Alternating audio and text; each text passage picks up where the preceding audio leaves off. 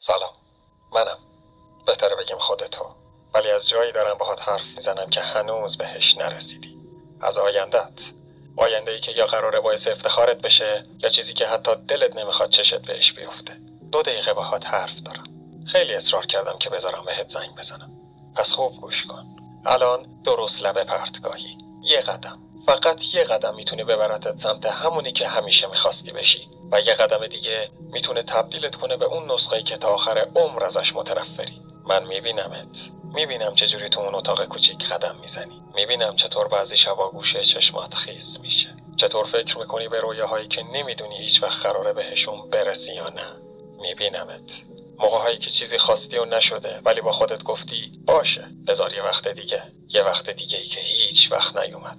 ولی بذار یه چیزی رو بهت بگم. هیچ وقت اون روزی که منتظری همه چی برات آماده باشه تا یه کاری بکنی نمیرسه. برای هیچ کس نرسیده. همه اونایی که بهشون نگاه میکنی و تحسینشون میکنی همینقدر شک داشتن، همینقدر میترسیدن. ولی فرقشون با تو اینه. اونا با ترس شروع کردن.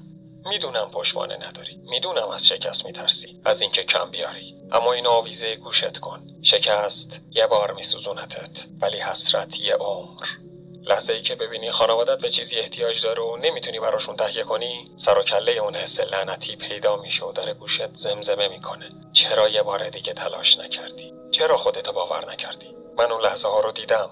رو به آینه وایسادم و به یه آدم نگاه کردم که دیگه نمیشناختمش. یه نسخه ترسو، بی هدف که گذاشت ترساش براش تصمیم بگیرن. ولی یه نسخه دیگه هم هست.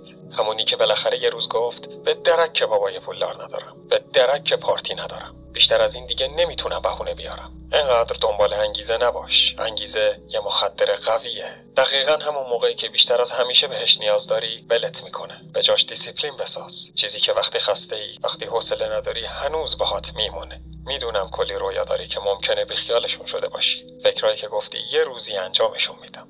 ولی رفیق، یا همین الان شروع میکنی یا تا آخر عمر میبینی که یکی دیگه داره جات زندگی میکنه. تو زندگی مورد علاقت، کنار آدم مورد علاقت.